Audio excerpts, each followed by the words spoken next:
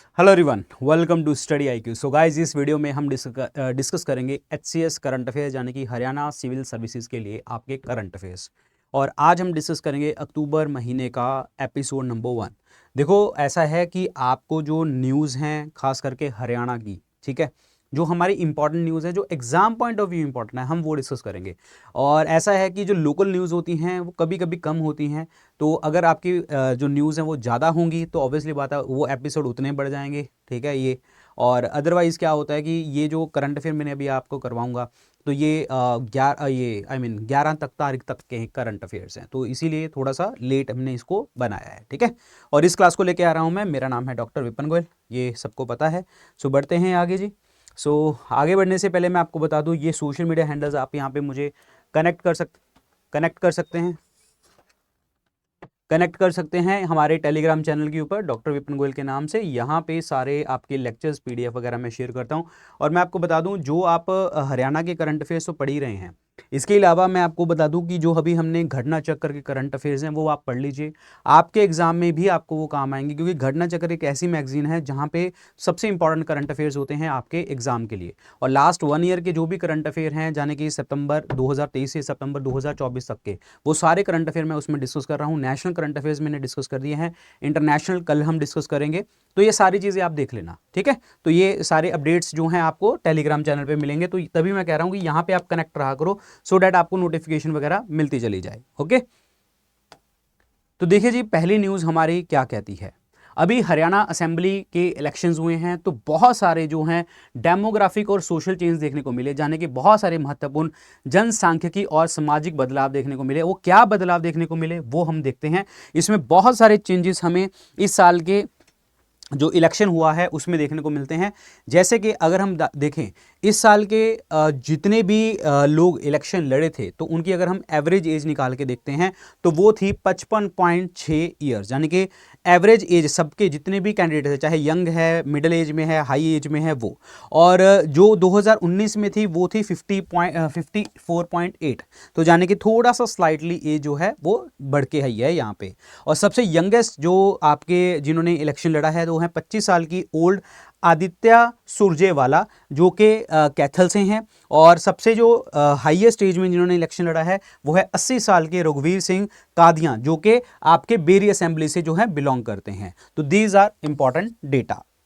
Next है जी, यहाँ पे अब अगर देखा जाए उनकी वेल्थ और एसेट के बारे में, सबसे ज़्यादा जो रिचेस्ट पर्सन देखने को हमें मिले तो वो थी सावित्री जिंदल, जो कि इंडिपेंडेंट खड़ी हुई हैं हिसार से। और इनकी नेट वर्थ जो है 270 करोड़ रुपए के आसपास है। और जो लीस्ट वेल्दी लेजिस्लेटर हैं उनका नाम है जी कपूर सिंह, बीजेपी से हैं और भवानी खेरा से बिलोंग करते हैं। असेंबली इलेक्शन ये है इनका, असेंबली कॉन्स्टिट्यूंसी ये है। और इसमें 7.2 लाख रुपए जो है इनकी वर्थ है। तो यानी कि नेट एसेट इनके पास इतने हैं। तो सबसे ज्यादा सावित्री और सबसे कम कपूर सिंह।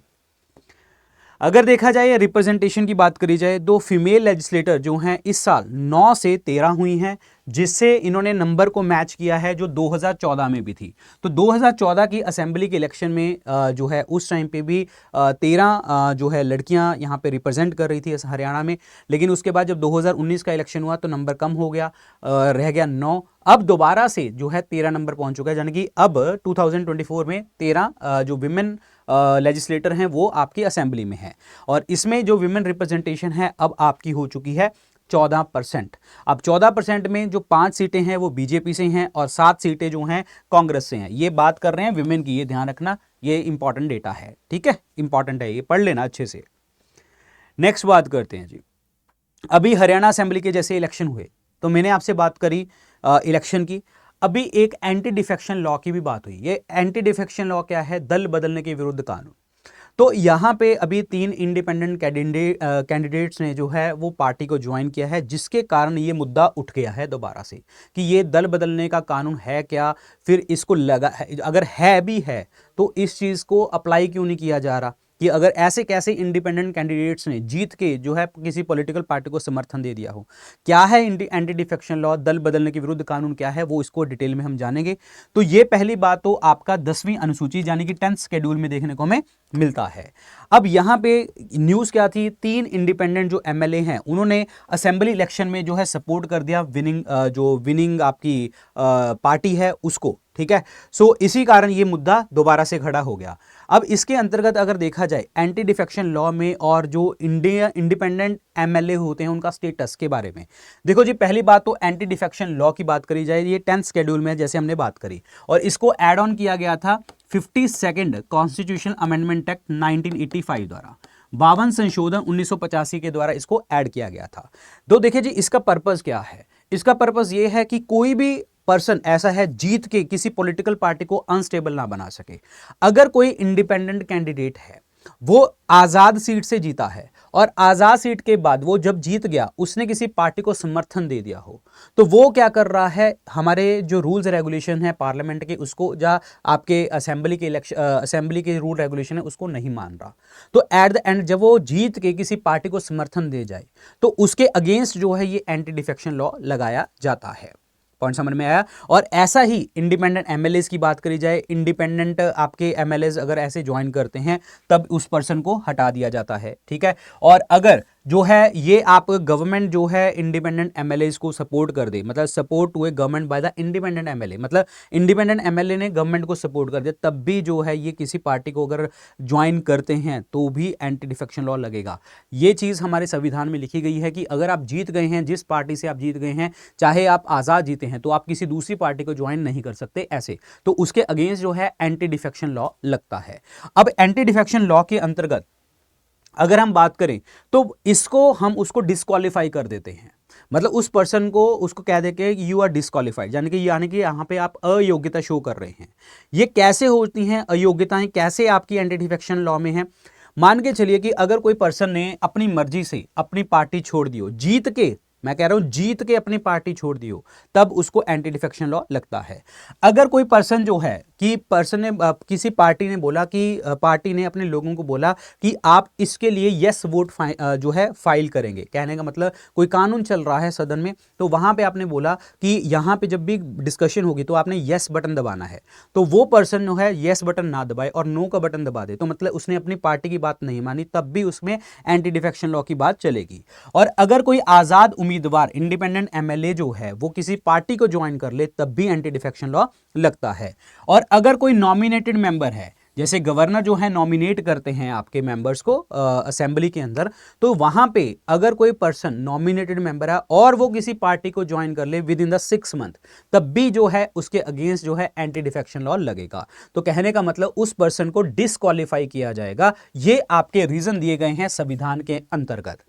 अब बात ये है, तो इनको डिस्क्वालीफाई करेगा कौन?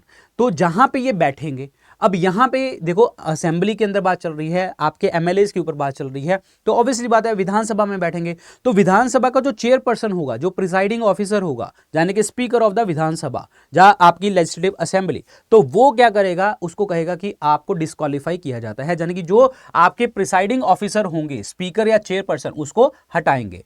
एक चीज ध्यान रखनी है कि इसको जो हटाने का डिसीजन है, जब प्रिसाइडिंग ऑफिसर इसको हटाएगा, इसका कोई भी टाइम फ्रेम जो है आपका फिक्स नहीं किया गया। तो इसका मतलब ये क्या हुआ, ये पॉलिटिकल बायस हमें दिखाता है। जब तक स्पीकर ना चाहेंगे तब तक ये पर्सन हटाए नहीं जा सकते। लेकिन सुप्रीम कोर्ट ने 2023 में सजेस्ट किया था कि अगर ऐसा कोई पर्सन पार्टी को ज्वाइन करता है तो आप लोगों को 3 महीने के अंदर अंदर इसको सॉल्व करना पड़ेगा, मतलब विद इन द 3 मंथ्स। तो इसका मतलब ये बहुत बड़ी बात है, बहुत बड़ी दिक्कत है।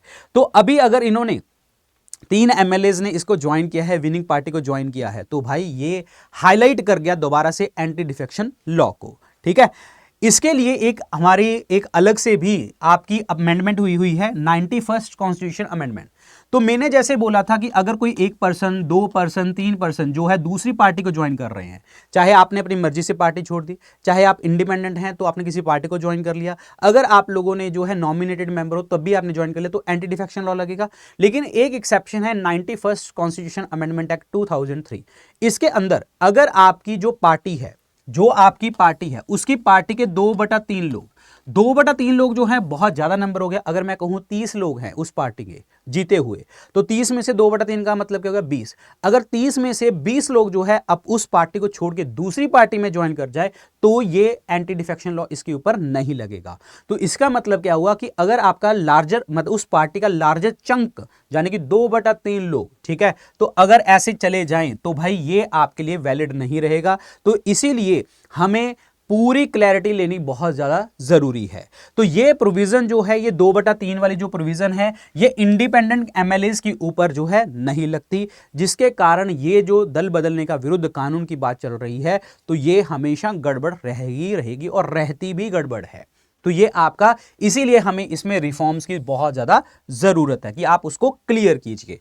तो इसमें जो डिस्क्रिशनरी पावर्स और चैलेंजेस में आता है, जैसे मैंने आपसे बात करी कि प्रिसाइडिंग ऑफिसर या चेयरपर्सन उसी के पास अथॉरिटी है। ये डिस्क्रिशनरी पावर जो है ये आपके चांसेस रहते हैं कि वो पॉलिटिकल फेवरेटिज्म करे। मतलब ऑब्वियसली बात है, अगर मान के चलो कि मैं चेयरपर्सन बैठा हूं, ठीक है, मैं चेयरपर्सन हूं विधानसभा के अंतर्गत, यानी कि मैं स्पीकर हूं, ऑब्वियसली बात है मैं किसी पार्टी से हूंगा, जब मैं बीजेपी से हूंगा, जब मैं कांग्रेस से हूंगा, जब मैं XYZ किसी पार्टी से हूंगा। लेट्स सपोज मैं कांग्रेस से हूं, ठीक है, तो मैंने कांग्रेस को सपोर्ट कर दिया। दैट मींस अगर वो 3 बंदे जो है कांग्रेस को ज्वाइन कर रहे हैं, तो कोई भी बंदा ज्वाइन कर रहा है कांग्रेस को, तो मैंने फेवरेटिज्म कर दिया, क्योंकि एक्चुअली वो जो चीज है वो मेरे ऊपर तो डिपेंड कर रही है। जब तक मैं डिसीजन नहीं दूंगा तब तक वो चलता चला जाएगा। तो ऐसे ही यहां पे क्या चल रही है, फेवरेटिज्म वाली बात चल रही है कि अगर 3 कैंडिडेट्स ने उसको ज्वाइन किया है, मतलब विनिंग पार्टी को, बीजेपी को ज्वाइन किया है, तो भाई ये दिक्कत वाली बात है। ये एंटी डिफेक्शन लॉ के बारे में हमारे संविधान में बना क्यों हुआ है? जब आपने बोल दिया कि इंडिपेंडेंट कैंडिडेट ऐसे ज्वाइन नहीं कर सकता, नॉमिनेटेड मेंबर नहीं ज्वाइन कर सकता, आपने अपनी वॉलंटरी, अपनी खुद की मर्जी से आपने अपनी पार्टी छोड़ दी, ऐसे नहीं कर सकते। एक्सेप्शन सिर्फ एक ही है, 2/3। अगर 2/3 लोगों ने जो है ये चीज करी है तो भाई आप कर सकते हैं। पॉइंट समझ में आया? ये ध्यान रखना। The absence of A time limit in the current law causes the disqualification process to be prolonged, raising the concern about it's effectiveness. देखो यहां पे जो है सुप्रीम कोर्ट ने 2023 में बोला था कि हाँ आप 3 महीने में इसका डिसीजन सुनाएंगे, ठीक है, और उन्होंने सजेस्ट किया था, लेकिन अभी तक इस चीज के लिए ऊपर जो है पूरी ऐसा नहीं है कि ऐसा अप्लाई हो चुका है। तो जब तक वो टाइम फ्रेम आपका नहीं मेंशन किया जाएगा, डिसाइड नहीं किया जाएगा, तो ये हमेशा कंसर्न और इसकी इफेक्टिवनेस हमेशा जो है इसके लिए कंसर्न बनते रहेंगे, हमेशा कंसर्न बनते रहेंगे ये डिस्क्रिशनरी पावर के। तो दिस वाज इंपॉर्टेंट न्यूज, ठीक है, तो ये आपकी इंपॉर्टेंट न्यूज है। एंटी डिफेक्शन लॉ के ऊपर पेपर में क्वेश्चन पूछा जा सकता है। नेक्स्ट बात करते हैं, अभी 15वीं इलेक्शन असेंबली इलेक्शन हुए हैं हरियाणा के अंतर्गत, उसमें क्या क्या हुआ? तो सबसे इंपॉर्टेंट बात यह है कि यहां पे जो सिरसा जिला है आपका, वहां पे सबसे हाईएस्ट वोटर टर्नआउट हुआ, 75.36% लोगों ने वहां पे वोट किया। और उसके बाद अगर देखा जाए फरीदाबाद, और वहां पे सबसे कम वोट आया 56.49%। ये डेटा याद करना है आपको। इलाहाबाद असेंबली के अंदर जो है सबसे ज्यादा हाईएस्ट टर्नआउट हुआ 80.61। और दूसरी बात करी जाए बदखल की बात करी जाए, यहां पे सबसे लोएस्ट टर्न आउट हुआ उस कॉन्स्टिट्यूएंसी के अंतर्गत, दैट इज कॉल्ड 48.2%। तो यहां पे जो है ये जिले के ऊपर बात है और यहां पे जो बात है वो आपकी कॉन्स्टिट्यूएंसी के ऊपर बात चल रही है। तो दोनों डेटा इंपॉर्टेंट है। अब बात करी जाए यहां पे इलेक्शन की, अगर देखा जाए हरियाणा में 2,03,54,350 जो लोग हैं वो आपके हरियाणा में थे, जिसमें टोटल वोटर्स थे। और जिसने वोट करी वो कितने लोग थे? वो थे आपके 1,38,00,000 कितने बन गए यार ये, 13,81,919,776, ठीक है। इसमें से जो मेल वोटर्स है वो आपके 74 लाख जो है 74,28,124 इन्होंने वोट किया, और फीमेल ने इतने किया, और थर्ड जेंडर ने 118 लोगों ने वोट किया। तो ये आपको पता होना चाहिए डेटा, ठीक है। ये जस्ट फॉर द मतलब जब पेपर में आता है तो इस तरीके का डेटा पेपर में पूछ लिया जाता है कि कितने लोगों ने वोट किया। अब इसमें सबसे बड़ी इंपॉर्टेंट न्यूज़ क्या निकली? विनेश फोगाट। आपको पता है कि अभी जो है आपकी ओलंपिक्स में इनका नाम बहुत ज़्यादा जो है चला था, तो विनेश फोगाट इंपॉर्टेंट बन जाती हैं। तो विनेश फोगाट जो है पहली फीमेल रेसलर हैं हरियाणा से जिन्होंने असेंबली इलेक्शन में जीत हासिल करी, और इन्होंने जुलाना सीट से जो है जीत हासिल करी। और ये किस पार्टी से बिलोंग करती हैं? ये कांग्रेस पार्टी से बिलोंग करती हैं। और इस जुलाना जिले में, जुलाना एरिया के अंतर्गत 20 सालों से यहाँ पे कांग्रेस नहीं जीती थी। तो ये अब 20 सालों के बाद जुलाना सीट से जो है कोई फीमेल जीती है और ये पहली विमेन बनी है एमएलए फ्रॉम द जुलाना, ये ध्यान रखना है। और अगर इनके अचीवमेंट्स के बारे में बात करी जाए, यह पहली फीमेल रेसलर जो कंट्री को पार्टिसिपेट करती है ओलंपिक्स में, और इन्होंने 3 ओलंपिक गेम्स में पार्टिसिपेट किया। विनेश जो हैं ये पहली इंडियन फीमेल हैं जिन्होंने गोल्ड मेडल जीता एशियन गेम्स के अंतर्गत, और ये पहली फीमेल हैं जो फाइनल्स में पहुंची 50 किलो कैटेगरी के अंतर्गत पेरिस ओलंपिक्स 2024 में, इसीलिए जो है उनको डिस्क्वालीफाई किया गया था, थोड़ा सा वेट बढ़ गया था। और यहां पे इन्होंने बहुत सारे मेडल जीते हैं इंटरनेशनल कॉम्पिटिशन में, और गोल्ड मेडल जीता है ग्लासगो कॉमनवेल्थ गेम्स के अंतर्गत भी। तो these are the achievements of the Vinesh Phogat, ये पता होना चाहिए। ओके, नेक्स्ट पॉइंट देखते हैं जी। अभी एक न्यूज है, एक इन्होंने स्कीम लॉन्च करी है हरियाणा चीफ मिनिस्टर ने, that is chief minister marriage Shagun scheme, यानी कि वो शादी के लिए जो है शगुन स्कीम लॉन्च कर रहा है। और खास करके ये आपके economically weaker scheduled caste families के लिए जो है ये शगुन स्कीम है। तो ये शगुन स्कीम के अंतर्गत जो है उस लेडी को जो है 71,000 रुपए की फाइनेंशियल असिस्टेंस मिलेगी एज ए वेडिंग गिफ्ट। तो इसका मतलब क्या हुआ भाई, 71,000 अगर आप दे रहे हो तो एट द एंड आप क्या कर रहे हो, सपोर्ट कर रहे हो, मैरिज सपोर्ट कर रहे हो। और खास करके शेड्यूल कास्ट और जो भी आपके that is schedule caste family हैं, इकोनॉमिक वीकर सेक्शन है, उसके लिए अगर बात करी जाए, और ध्यान रखना ये गरीबी रेखा से जो नीचे रहने वाले हैं उनके लिए ही ये किया गया है। अगर कोई विधवा है और कोई जो है मतलब अनाथ है, उसमें बालिकाओं को जो है 1 लाख रुपए से कम पारिवारिक आय है उनकी, और उसमें 51,000 रुपया जो है आपको मिलेगा। 51,000 रुपीज जो है आपको मिलेगा अगर आप विधवा हैं। अगर आप जो हैं डेट इज अनाथ हैं तब आपको 51,000 मिलेगा एज ए फाइनेंशियल असिस्टेंट। तो 71,000 एंड 51,000 ये पता होना चाहिए। ये हरियाणा की बेटियों के लिए जो है मुख्यमंत्री विवाह शगुन स्कीम जो है लॉन्च करी गई है, और इसका एम सिर्फ यही है कि जहां पे जो पुअर और मार्जिनलाइज्ड फैमिलीज हैं, उनकी डॉटर्स हैं, उनकी मैरिज के लिए आप उसको फाइनेंशियल सपोर्ट प्रोवाइड कर रहे हैं, जिससे इकोनॉमिक सिक्योरिटी तो रहेगी, साथ के साथ जो है वो सोशल प्रोस्पेरिटी और विमेन एम्पावरमेंट के ऊपर ये बात करेगा। समझ में आया? तो ये 71,000 एंड 51,000 शगुन स्कीम के अंतर्गत हरियाणा असेंबली के अंतर्गत। Got it? तो गाइज ये थे हमारे हरियाणा के करंट अफेयर्स, और इसी तरीके से हम नेक्स्ट एपिसोड भी लेके आएंगे, एपिसोड नंबर 2। तो अगर आपको क्लास अच्छी लगती है तो कमेंट सेक्शन में जरूर लिख के बताइए। और अगर आप हरियाणा पीसीएस की तैयारी कर रहे हैं तो मैं आपको बता दूं, हमारा पीसीएस का बैच आता है, नंबर 6 बैच लॉन्च हो चुका है, जिसके एडमिशन की लास्ट डे है 20 अक्टूबर 2024, 6 बजे शाम को इसका बैच है। इसमें हम आपको 1000 आवर लाइव कंटेंट देते हैं, जिसमें हर क्लास का आपको लेक्चर जो है इंग्लिश हिंदी में नोट्स मिलेंगे, हर क्लास की रिकॉर्डिंग भी मिलेगी, आपको 1-to-1 मेंटोरशिप मिलेगी, प्रीलिम्स के लिए test series, answer writing program, बहुत सारी चीज़ें ऐसी मिलेंगी, हैंड रिटन नोट्स मिलेंगे, सीसेट की तैयारी करवाई जाएगी, हिंदी के स्पेशल क्लासेस लगती हैं, हरियाणा जीके करवाई जाएगी। ये सारी चीज़ें जो हैं आपको हरियाणा पीसीएस के बैचेस में मिलेंगी। तो ये बैच स्टार्ट होने वाला है, बैच स्टार्ट हो चुका है 15 तारीख को, और इसकी एडमिशन की क्लोज डेट है आपकी 20th ऑफ अक्टूबर। तो इस क्लास के जो लिंक है वो डिस्क्रिप्शन और कॉमेंट सेक्शन में आपको मिल जाएंगे। सो thank you so much guys. और बाकी आपको मैंने बताया है कि आप हमेशा जो है मेरे साथ कनेक्ट रहा करो, दैट इज टेलीग्राम के साथ डॉक्टर विपिन गोयल के नाम से, क्योंकि सारे अपडेट्स वहां पे होंगे। तो जितनी भी करंट अफेयर की क्लासें हैं, जितनी भी जीएस की क्लासेस हैं मेरे द्वारा, तो वहां पे आपको पता लगता रहेगा। ठीक है? So thank you so much, good luck, take care, bye bye, Jai Hind.